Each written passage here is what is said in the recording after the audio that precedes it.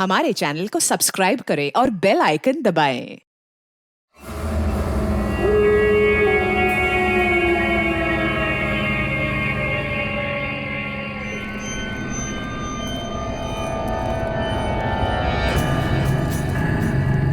अरे वो देखो, वो घर आने वाला है। उसकी तरफ देखना भी मत। हाँ, अरे मैं तो जोर से भाग लूंगा आंखें बंद करके बस। हाँ, और फिर कहीं गिर जाएगा टकरा के। तो फिर मैं करूं क्या? जब भी उस घर की तरफ देखो तो वही एक अजीब सी परछाई डांस करती हुई। चलो चलो। अरे अरे वो देखो, 2 दिन से वो आदमी एक ही जगह पर खड़ा है। अरे वो आदमी नहीं है, आत्मा है, आत्मा। हाँ, लगता है आत्मा अटक गई है। लेकिन ये है कौन? ये यहाँ तो वो बुढ़िया रहती थी, वो आजकल दिखाई नहीं देती। शायद मर गई है या कहीं गायब हो गई है। अरे तो फिर यार रह कौन रहा है?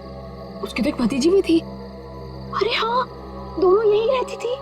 अब दोनों की दोनों गायब है, लेकिन कहाँ? पकड़ो यार, आज मैं देख के ही आता हूँ क्या है। क्या? आ रहा हूँ। समर प्लीज पागल हो गया क्या? समर, अरे रुको ना, मैं आ रहा हूँ। यहाँ जा। प्लीज रुको, मैं आ रहा हूँ। ओके। क्या कर रहा है तू?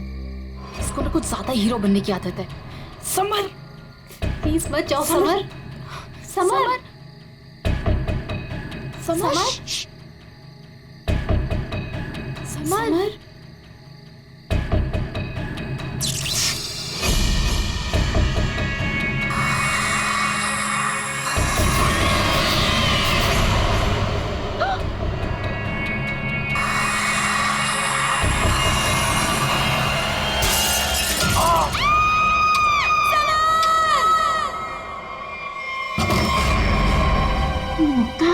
क्या हुआ बेटा?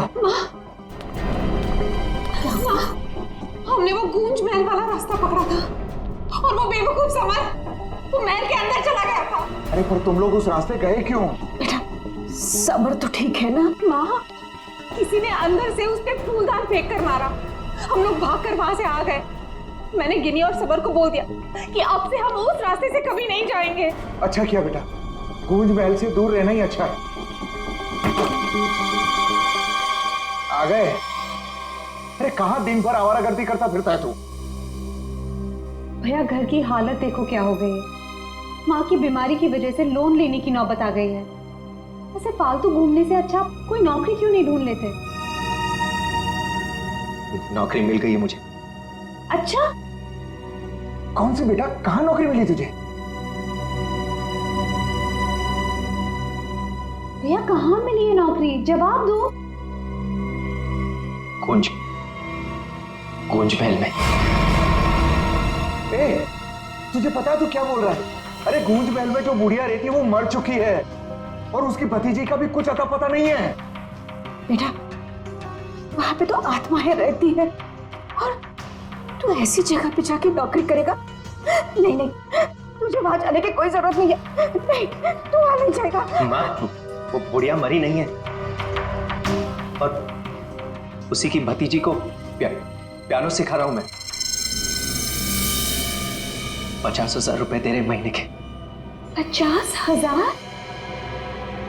म्यूजिक सिखाने के इतने सारे रुपए? माँ मैं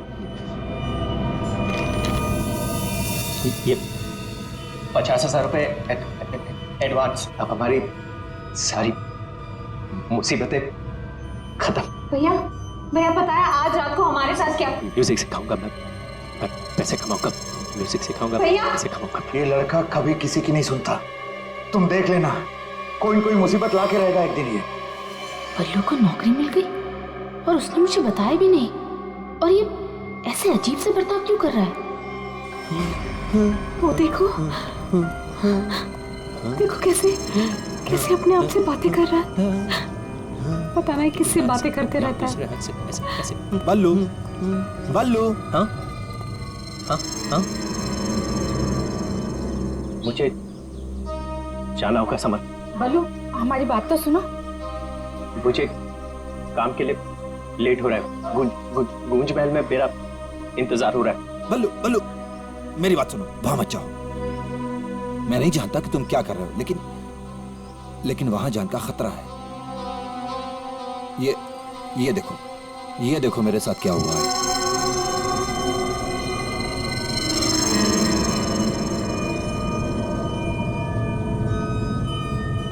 क्या हुआ? कल गूंज महल में एक औरत ने मुझ पर हमला किया। नहीं, ऐसा नहीं हो सकता। वहां तो सरिता आंटी और उनकी भतीजी ईशा रहती है। वो बहुत अच्छे लोग हैं, ऐसा नहीं कर सकते। मुझे लेट हो रहा है, मुझे जाना होगा। अरे भैया मत जाओ, वहाँ खतरा है भैया।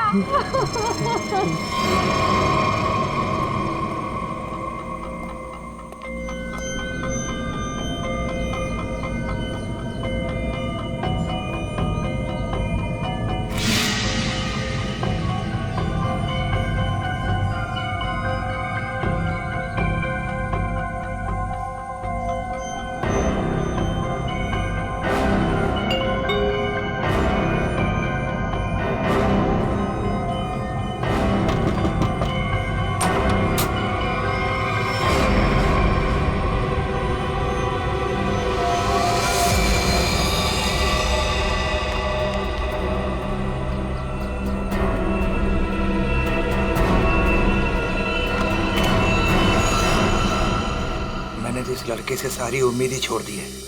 पता नहीं कैसी नौकरी है भी या नहीं। देख, मेरा बेटा आया होगा, देख तो।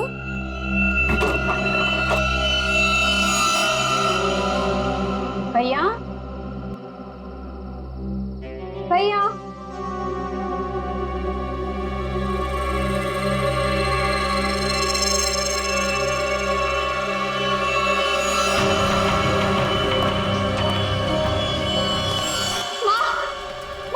बल्लू का टिफिन छोड़कर चला गया। बल्लू को कुछ हुआ तो नहीं ना?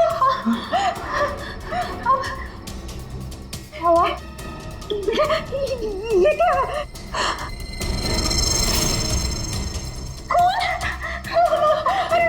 कौन जल्दी बोलो।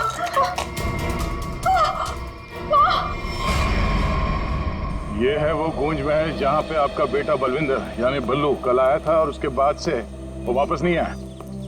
यहाँ पे 2 औरतें रहती हैं, एक बुजुर्ग औरत सरिता देवी और उसकी भतीजी ईशा है। और आप लोगों के हिसाब से वो लोग कुछ अजीब है, राइट? सर ये पूरा घर ही अजीब है। यहाँ की खिड़कियों से रोशनी चमकती है, साए दिखते हैं, यहाँ से गुजरने वाले लोगों पर चीजें फेंककर हमला करते हैं। पता नहीं मेरा भाई कैसे फंस गया यहाँ। बल्लू यहाँ नौकरी करता था? जी हाँ, और इसी घर से मेरे बेटे का खाने का डिब्बा वापस आया था, खून से भरा। और सर जब पता लगाने के लिए मैं अपने दोस्तों के साथ यहाँ आई थी तो हमने दरवाजा खटखटाया, आवाजें लगाई, डोरबेल बजाया, लेकिन किसी ने जवाब नहीं दिया। सर यहाँ मेरे बेटे के साथ जरूर कुछ हुआ है। उन लोगों ने जरूर कुछ किया है सर। प्लीज मेरे बेटे को बचा लीजिए।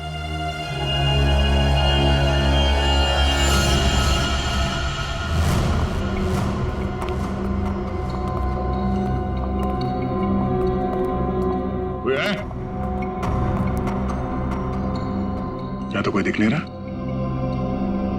आत्मा कहाँ दिखाई देती है सर, सीधी अटैक करती है। सर यहाँ पर बल्लू, सरिता और ईशा, इनमें से कोई होना ही चाहिए। सरिता जी हैं भी या नहीं किसी को कुछ नहीं पता सर। लोग तो यहाँ तक कह रहे हैं कि सरिता जी की मौत हो चुकी है। यहाँ हुआ तो है कुछ।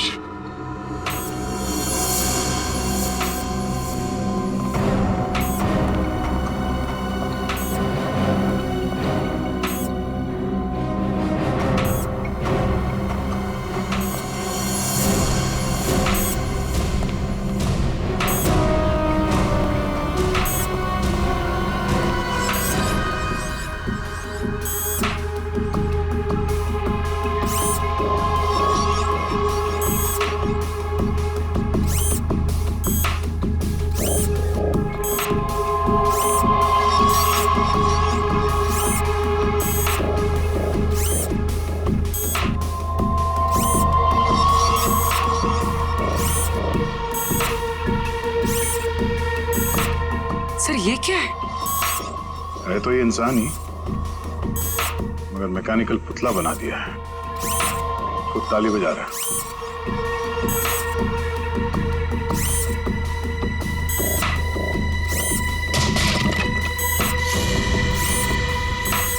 निखिल, नजर रखो इस पे, हम लोग देखते हैं।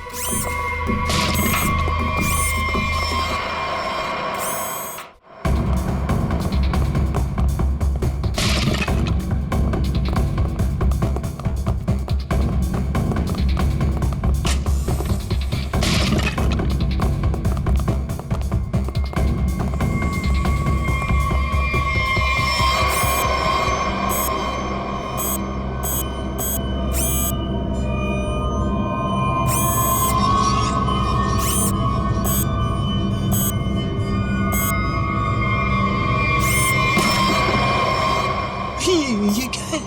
ये तो रोबोट जैसा कुछ है। इसके एक्शन और मूवमेंट्स देखो कितने मैकेनिकल है।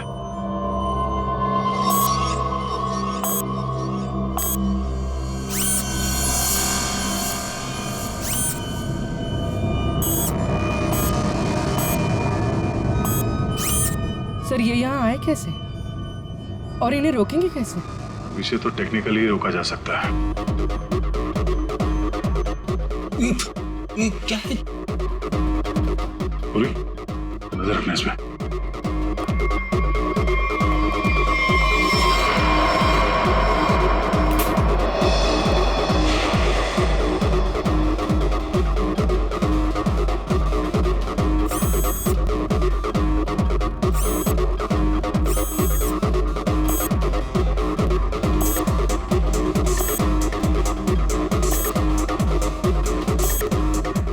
तीन यंत्र मानो, सब लोग अपने मूवमेंट्स ऐसे ही दोहरा रहे हैं।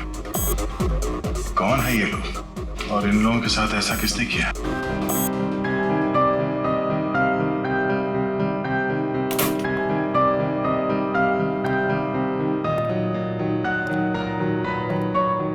बलवंत,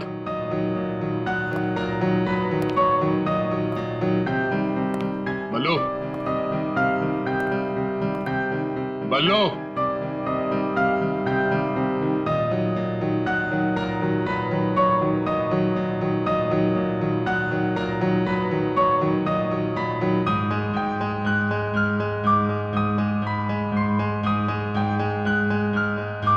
बात नहीं करनी।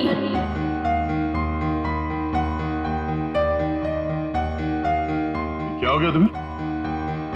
और तुम्हें लड़की की आवाज में बात क्यों कर रहे हो? और ये तुम्हारे कपड़ों पे ये खून कैसे? हाँ? बल्लू इधर देखो, मैं तुमसे कुछ बात कर रहा हूं, मेरी तरफ देखो।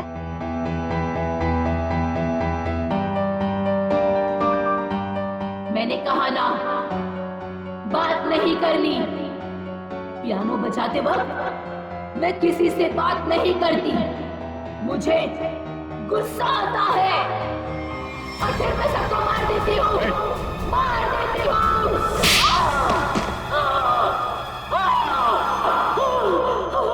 बोलो, बोलो। एक्सक्यूज मी, कौन हो तुम? तुम कौन हो? हाथ ऊपर। देखिए आप गोली मत चलाना, गोली मत चलाना। ये मेरा ही घर है, आप गोली मत चलाना, मारना मत मुझे आप प्लीज। तुम्हारा घर है ये? हाँ, ये मेरा घर है। क्या खेल खेल रहे हो तुम यहाँ? हाँ? और तुम्हारे घर में ये सब लोग कौन है? शायद ह्यूमन मशीन्स हैं जो तुम्हारे इशारे पे नाच रहे हैं। क्यों? सर ये क्या कह रहे हैं आप? मैं नहीं जानता सर मेरी कंसर्न क्या आपको बताता हूँ सर। ये मेरा घर है और यहाँ पर जो है ना सर, मेरी सरिता आंटी और मेरी एक कजिन है ईशा, वो रहती है सर। वो कैसी है वो देखने के लिए आया था सर मैं। That's my only concern. ये कौन है मैं नहीं जानता। आप कौन? सीआईडी। सीआईडी? मेरा नाम आकाश है। मैं सूरत में रहता हूँ सर, और यहाँ पर है ना हर 2-3 महीने में एक बार आता रहता हूँ। सर प्रॉब्लम क्या हुई मैं आपको बताता हूँ। उनका फोन है ना स्विच ऑफ आ रहा था, तो मुझे पता नहीं चल रहा था कि क्या हुआ है। और फिर अब यहाँ पर आकर देखता हूँ तो आपको यहाँ पर ये इसके शर्ट पर खून लगा है सर। मेरी आंटी और ईशा को इसने कुछ किया तो नहीं ना सर? इसने मार तो नहीं डाला ना उन्हें सर?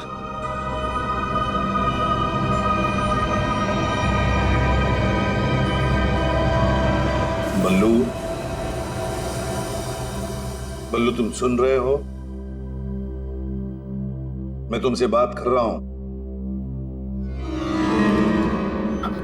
हाँ, अब मुझसे कुछ पूछ रहे हैं? हाँ। क्या हुआ? बल्लू, हमें बताओ, तुम गूंज महल गए थे ना, तब तुम्हारे साथ क्या हुआ? क्या हुआ तुम्हारे साथ? कुछ महल। तुम ईशा को म्यूजिक सिखाने गए थे ना वहां पे? वहां पे क्या हुआ था? सरिता और ईशा कहाँ हैं? सर मुझे समझ नहीं आ रहा है कि आप लोग इसे इतना प्यार से क्यों पूछ रहे हैं? He's a criminal। सर इसी ने मेरी आंटी और ईशा को कुछ किया है, और वहां पर आपको जो इंसानी पुतले मिले थे ना, सब इसी का किया था। शक तुम्हारे ऊपर भी है। तुम्हारे घर में मौत का खेल चल रहा था और तुम्हें मालूम तक नहीं।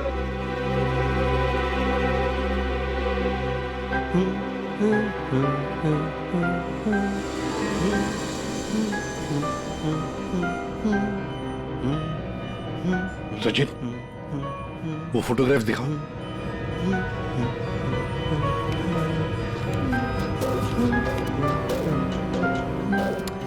इन तस्वीरों को ध्यान से देखो, बताओ कौन है ये लोग और इनका ये हाल किसने किया? ये सब लोग जिंदा है। ये लोग तुम्हें जिंदा लग रहे हैं? हाँ, जिंदा। मुझे बताया गया था कि ये रिश्तेदार हैं और म्यूजिक सुन रहे। ये झूठ बोल रहा है सर, इनमें से कोई मेरा रिश्तेदार नहीं है। सर ये ड्रामा कर रहा है, सबको मार दिया और अब क्या बकवास कर रही है? तुम्हें चाय के लिए कहा था ना? चाय किधर है? हाँ? ये ईशा कुछ बोल क्यों नहीं रही? ये अकेला क्यों ताली बजा रहा है? हाँ? मम्मी को बोल देता हूं, रुकूं या भाग जाऊं? कितना बड़ा और डरावना घर है। सर आप मेरी बात सुनिए सर, ये पूरा का पूरा पागल हो चुका है। He's a psycho killer। Bablu, क्या हुआ था कल जब तुम ईशा को म्यूजिक सिखाने गए थे? कुछ याद है वहां पे क्या हुआ था? हा? क्या हुआ था वहां पे?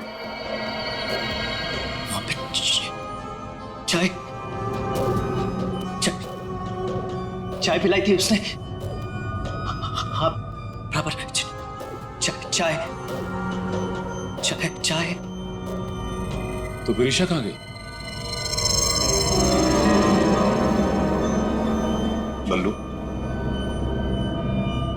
बल्लू, किसका खून था तुम्हारे कपड़ों पर? हाँ? फिर दया पर हमला क्यों किया तुमने? कपड़े। अरे मेरे कपड़े बदल गए। मेरे कपड़ों पे खून था। खून था कपड़ों पे।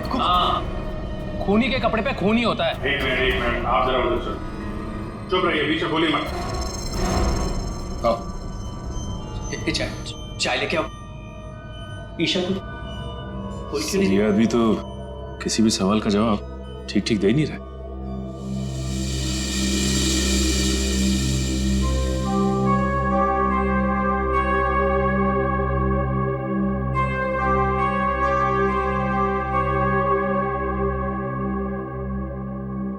अभिजीत, इस बल्लू की मेडिकल जांच करवाते हैं, पता तो चले ड्रामा कर रहा है या वाकई इसके दिमाग के साथ कोई प्रॉब्लम है।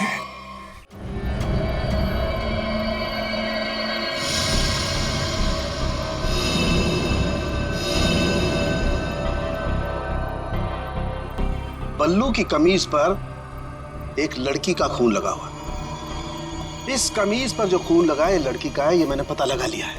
ये रही उसकी डीएनए रिपोर्ट। अब मैं आपसे सिर्फ ये जानना चाहता हूं कि ये जो लड़की मरी है ये कौन है और इसे किसने मारा? इसे आपने मारा? नहीं? या फिर इसे आपने मारा?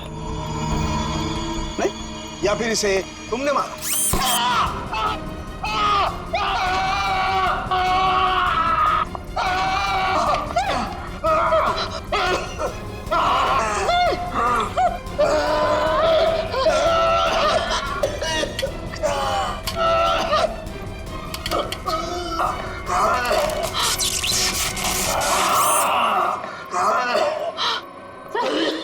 ठीक हो? ठीक हो? गॉड! क्या हुआ? सर इस पुतले के हाथों में सर की गर्दन अटक गई थी। बहुत जल्दी छूट गए। हाँ, छोड़ दिया, बहुत जल्दी छोड़ दिया, क्योंकि ये पुतले ना तो मशीन है ना ये पुतले पूरी तरह से इंसान है। तो फिर ये कि ये टैक्सीडर्मी और रोबोटिक का मिला जुला रूप है। सर, ये टैक्सीडर्मी और रोबोटिक्स क्या होता है? पंकज, टैक्सीडर्मी एक कला है जिसमें जानवरों की खाल को एक खास किस्म के केमिकल में प्रिजर्व करके उनमें भूसा भर करके उनको एक आकार दिया जाता है। इन तीनों के साथ भी ऐसा ही किया गया है। इंसान की खाल को केमिकल में प्रिजर्व करके लकड़ी के पुतलों पर चढ़ाया गया है। लेकिन सर ये सब करना तो गैर कानूनी। उन्हीं गैर कानूनी काम ही तो करता है। यार सालुंखे, ये इंसान तो नहीं है, फिर भी ये ताली कैसे बजाते हैं, हमला कैसे करते हैं? इन तीनों के दिमाग में एक मशीन फिट कर दी गई है। इसका कंट्रोल खूनी के हाथ में, और खूनी ने उस मशीन के जरिए इनके चारों तरफ एक खास घेरा निश्चित कर दिया। कोई भी इंसान उस घेरे के अंदर आकर के कोई मूवमेंट करता है, ये चालू हो जाते हैं, अपना काम करने लगते हैं। एक्टिव हम लोग भी तो आसपास घूम रहे हैं डॉक्टर साहब। नहीं, इन तीनों की मशीन को मैंने डीएक्टिवेट कर दिया था। वहां उस पीछे वाले में कुछ गलती रह गई। अब बॉस, और ये एक्टिविटी इनकी मेमोरी में पहले से फिट है। और इतना ही नहीं बॉस, इनके अंदर और भी बहुत कुछ है। आओ दिखाता हूं।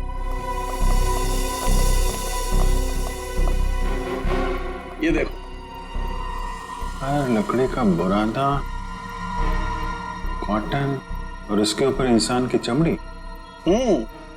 बनाने वाले ने तो बना दिया बॉस, लेकिन वो भूल गया कि इंसान की चमड़ी में और जानवर की चमड़ी में एक खास फर्क होता है। इंसान की चमड़ी जानवर जैसी मोटी नहीं होती है, इसीलिए उसे कितना भी केमिकली ट्रीट करो, कितना भी केमिकल में डाल लो, वो इंसान की चमड़ी जैसी नहीं रह सकती है। इसीलिए इनकी चमड़ी जो है जगह जगह से सिली हुई। फिर भी टिक नहीं रही है।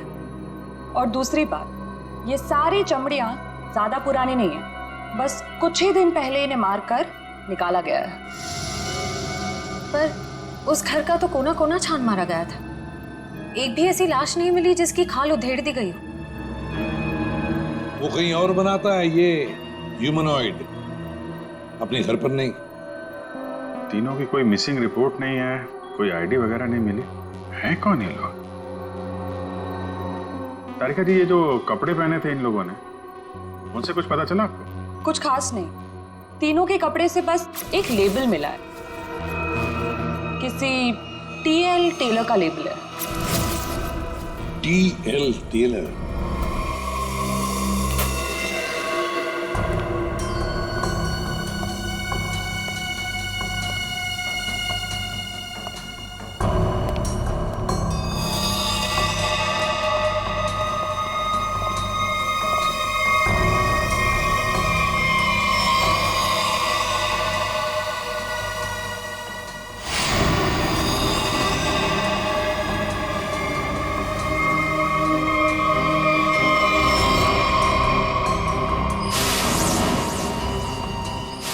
को मारा कैसे? कई बार मारा था सर बल्लू के कपड़े पे जो खून के छींटे थे कहीं इस लड़की के तो नहीं? ये तो बल्लू ही बताएगा। मुंजी, असली बात यह है कि गूंज महल में से एक लाश मिली है हमें, एक लड़की की लाश। ये है वो लड़की। क्या आप जानते हैं इसे? किन्नी है ये, मेरे बेटे की दोस्त। ये मर गई क्या? तो ये बल्लू उस लड़की को जानता था सर? और मोहन जी, बल्लू के कपड़ों पर गिनी का खून है। मोहन जी, आप प्लीज थोड़ा वेट करिए, हम आपको बुलाते हैं। एसीपी सर, मैंने बल्लू की सारी रिपोर्ट्स पढ़ ली हैं। डॉक्टर सालुंखे से भी बात हुई मेरी। बलवंत के खून में ऐसे ड्रग्स हैं जिससे इंसान सच और झूठ के सपने के अंतर को नहीं समझ पाता। उसे उस वक्त जो कहा जाए उसे वही सच लगता है। तो क्या डॉक्टर साहब, ये बलवंत ड्रग के इन्फ्लुएंस में किसी को मार भी सकता है? जी, ऐसा हो भी सकता है और नहीं भी। हमने बलवंत को कुछ मेडिसिन्स दी हैं। आधी बेहोशी की हालत में हम बलवंत के दिमाग के माध्यम से वापस गूंज महल जाएंगे। क्या तुम मुझे सुन पा रहे हो बल्लू? हाँ। गुड। अब एक काम करो, अपनी आंखें बंद करो और ठीक उसी तरह वापस गूंज महल जाओ जैसे तुम पहली बार गए थे। बोलो ईशा, क्यों बुलाया? वो मेरे पास एक नौकरी है तुम्हारे लिए, करोगे? नौकरी?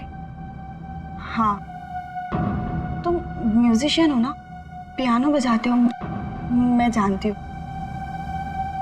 मैं तुम्हें 50,000 रुपए दूंगी। 50,000? हाँ, अब तुम यहाँ बैठो, कहीं जाना मत, मैं तुम्हारे लिए चाय बना के लाती हूँ, ठीक है? यही बैठना। चाय नहीं चाहिए ईशा, सुनो। ये 50,000 की नौकरी कर लूं? कर लेता हूं, पैसे अच्छे हैं, उससे माँ का इलाज भी हो जाएगा। लेकिन ये ईशा मुझे कुछ बताने वाली थी, उससे कुछ बोल नहीं रही। पता नहीं क्या हुआ ऐसे, और ये घर भी थोड़ा सा अजीब लग रहा है। कहीं ईशा कोई मुसीबत में तो नहीं है?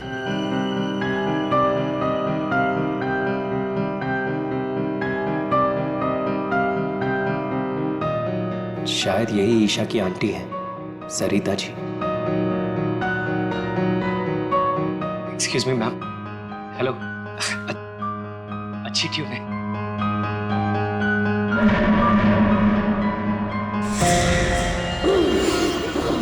नहीं छोड़ूंगी। छोड़ो। किसी को नहीं छोड़ूंगी। छोड़ो। अरे बोलो। नहीं छोड़ूंगी। संभालो उसे, मार डालेगा वो डॉक्टर नहीं छोड़ूंगी। को। संभालिए आप इसे। नहीं छोड़ूंगी। बैठो। बल्लू, ये लड़की की आवाज में क्यों आता है? छोड़ो मुझे।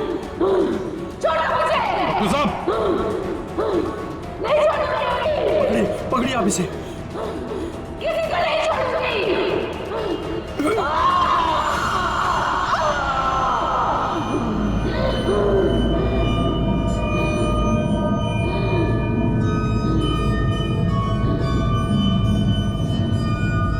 नहीं छोड़ूंगी, किसी को नहीं छोड़ूंगी। पुतला बना दिया, परेशान कर दूंगी। बची हुई बॉडीज मछलियों को खिला दूंगी।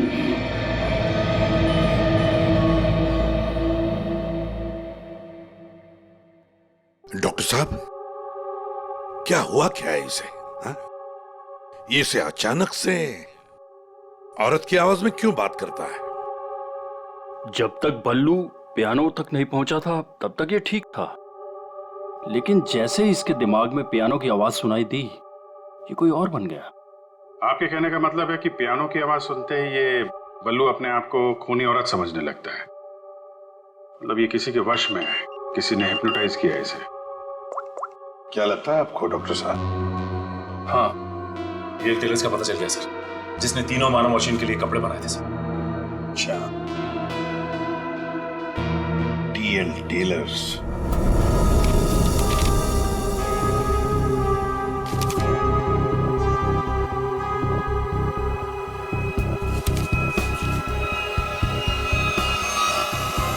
साहब जी। हाँ अभी आया।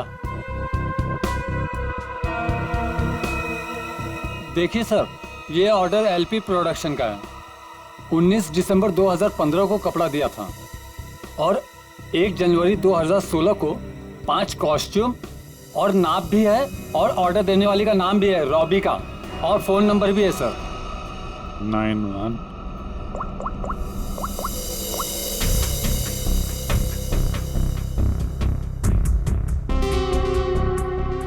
सर फोन बंद है। कोई बात नहीं, इस फोन की लास्ट लोकेशन ट्रेस करो और कुंडली निकालो इस रॉबिका की। सर। हाँ सालुंके साहब।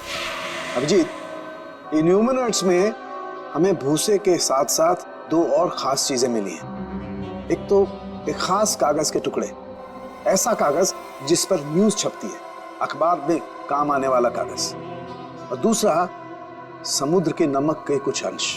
Thank you very much Salunke साहब। क्या हो सर? एक कारखाना ढूंढो जहां पे अखबार को छापने का कागज बनता और वो जगह समंदर के करीब हो।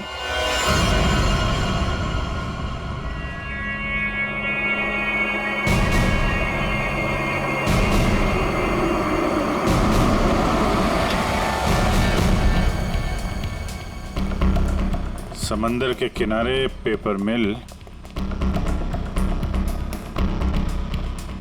और वो भी बंद पड़ी हुई।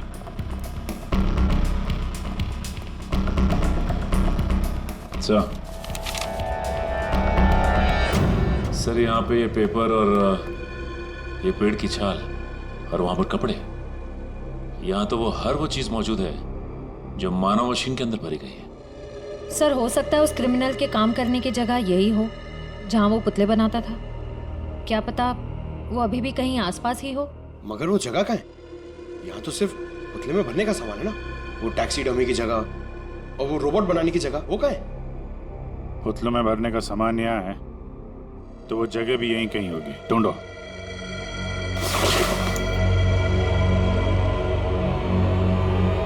सर!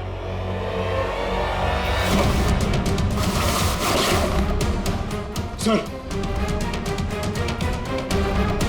माय गॉड,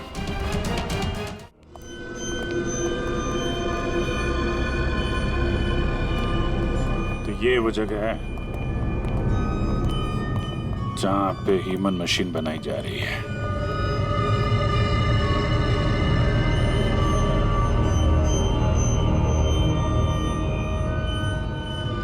ये देखो,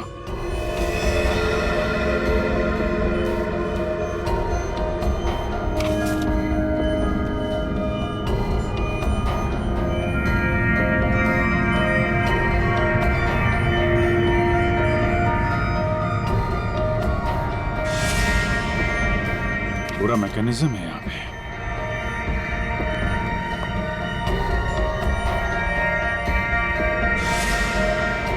सर! हाँ? सरिता जी का robo. Oh no.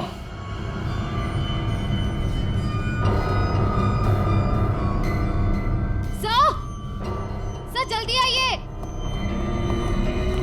Sir, Isha sir, खूनी ने इसका सारा खून निकाल दिया है। इसकी सांसें भी बहुत धीमी चल रही हैं। इसको हॉस्पिटल लेके चलो जल्दी। एम्बुलेंस को फोन करो। हेलो। सरिता को तो उसने रोबोट बना दिया, अब इसका भी वो हल करने वाला था। सर, रोबिका की लोकेशन का पता चल गया। आज तो हद हो गई। कब से वैनिटी में इंतजार कर रही हूँ। कोई मुझे सीन समझाएगा या फिर मैं पैकअप अनाउंस कर दूं। काजल, काजल, कहाँ हो तुम? नहीं चाहिए मुझे। काजल! सॉरी रोबिका मैडम, एक्चुअली वो स्क्रिप्ट में थोड़ा सा चेंज हुआ है। व्हाट? सीन में चेंज हुआ है? लास्ट मिनट में डायलॉग्स कैसे याद करूंगी? एनीवे, स्क्रिप्ट दो। मैम, एक्चुअली जो सीन होने वाला है ना, वो स्क्रिप्ट आपके को स्टार के पास है। How can you do this? तुमने स्क्रिप्ट मुझसे पहले को स्टार को दे दी। तुम जानती हो ना मैं कौन हूँ। शो क्विट कर दूंगी 1 मिनट में। टीआरपी नीचे और शो बंद। बोलो, क्विट करूं? एनीवे, कहाँ है वो को स्टार? मैम वहाँ वहाँ आपका नया को स्टार आपका वेट कर रहा है। ओके, अभी मजा चखाती हूँ उसको।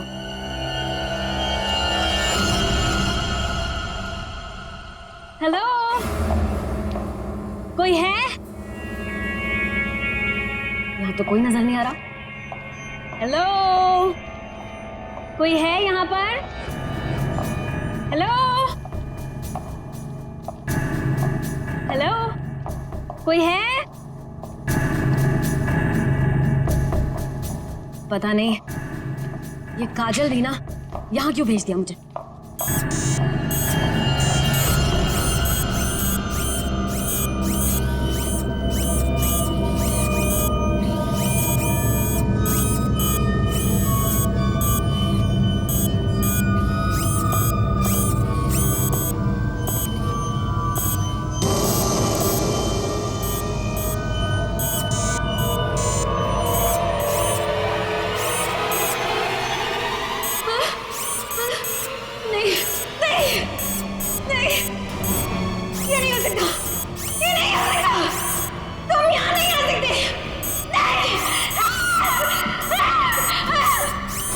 Hello miss Rubika.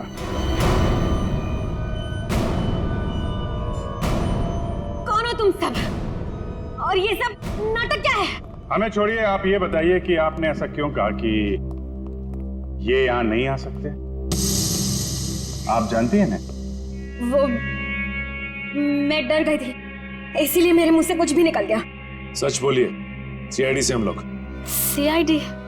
जी हाँ। इन मशीनी मानव के पीछे क्या कहानी है? कौन है वो 3 लोग जिन्हें तुमने इस हालत में पहुंचा दिया? ईशा और सरिता के साथ क्यों किया तुमने ऐसा? मैं सामने जरूर हूं, लेकिन इसके पीछे दिमाग किसी और का है।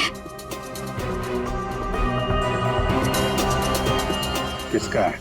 लेकिन सर, आपने हम सबको यहाँ क्यों बुलाया? हाँ सर, मेरी समझ में ये नहीं आ रहा है कि आप लोग किस किस को पकड़ेंगे।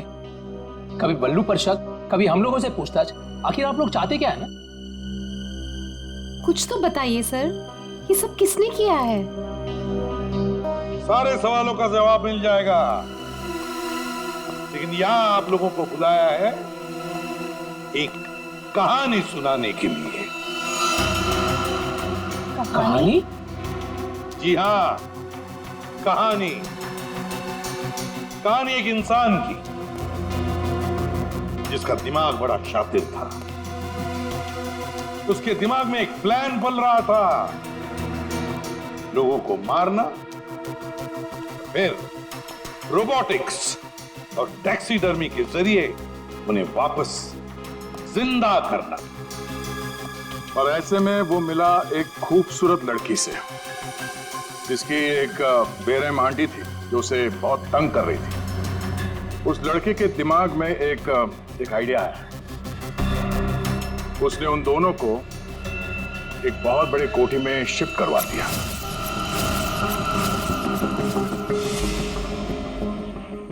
Thank you so much. और फिर उस लड़के ने उस सुंदर सी लड़की को पहला झटका दे दिया। उसने उस लड़की की आंटी को मार डाला इसी घर में।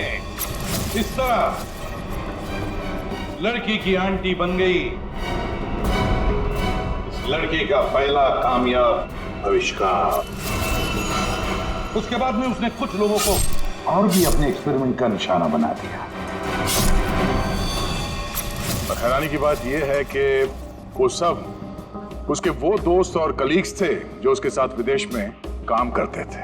अब हुआ ये कि ये लड़की इस लड़के से बहुत डरने लगी और फिर उससे बचने के लिए उसने अपने और एक दोस्त की मदद मांगी।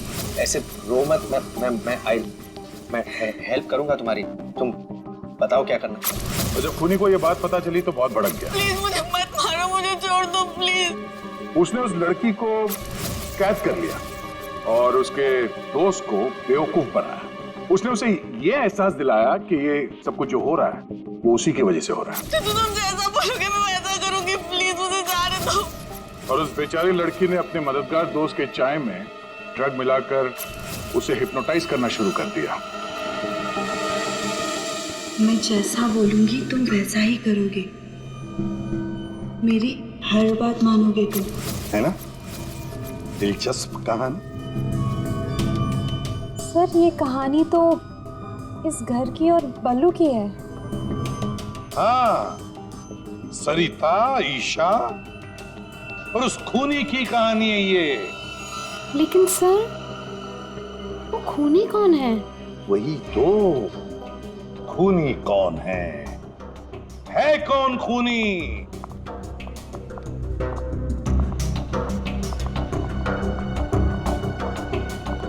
कहाँ फंसा दिया तुमने मुझे? तुमने तो कहा था कि ये कोई एक्सपेरिमेंट है। तुमने तो खून ही कर डाले। ये सब तुमने किया समर? हाँ, ये सब मैंने किया, और ये सब मैंने किसी और वजह से नहीं।